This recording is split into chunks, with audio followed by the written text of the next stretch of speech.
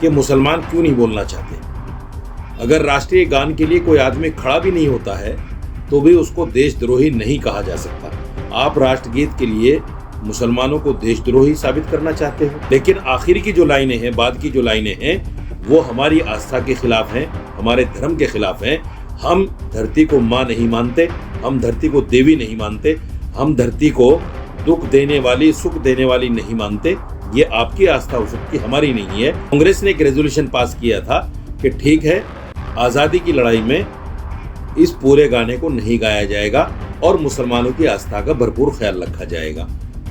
तो सवाल ये है कि आज 150 साल के बाद में क्यों फिर मुसलमानों पर थोपा जा रहा है। दोस्तों, 150 साल पुराने एक गीत जिसको वंदे मातरम के नाम से जाना जाता है, आज 150 साल के बाद फिर उस पर बहस छिड़ गई है।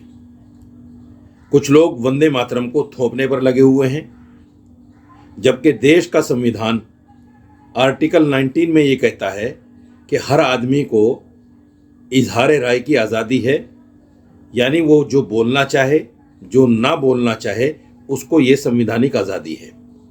उस पर कोई चीज़ उसकी मर्जी के खिलाफ, उसकी आस्था के खिलाफ थोपी नहीं जा सकती।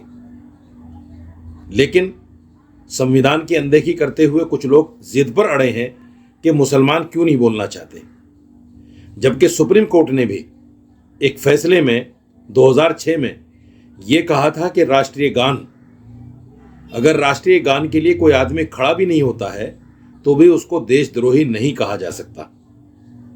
तो राष्ट्रगान के लिए भी अगर कोई आदमी खड़ा ना हो तो उसको देशद्रोही नहीं कह सकते। सुप्रीम कोर्ट ने ये बात कही है।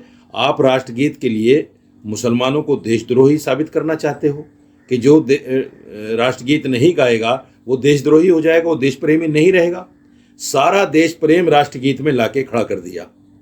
सवाल ये है कि जंगे आज़ादी में इस गीत को जब गाया जाने लगा तो मौलाना हसरत मोहानी, मौलाना अबुल कलाम आज़ाद और जो उस वक्त के उलमा थे, उन्होंने कहा कि भाई पहली जो इसकी 2 लाइन है उसको तो हम गा सकते हैं, लेकिन आखिर की जो लाइनें हैं, बाद की जो लाइनें हैं, वो हमारी आस्था के खिलाफ हैं, हमारे धर्म के खिलाफ हैं। हम धरती को माँ नहीं मानते, हम धरती को देवी नहीं मानते, हम धरती को दुख देने वाली, सुख देने वाली नहीं मानते। ये आपकी आस्था हो सकती, हमारी नहीं है।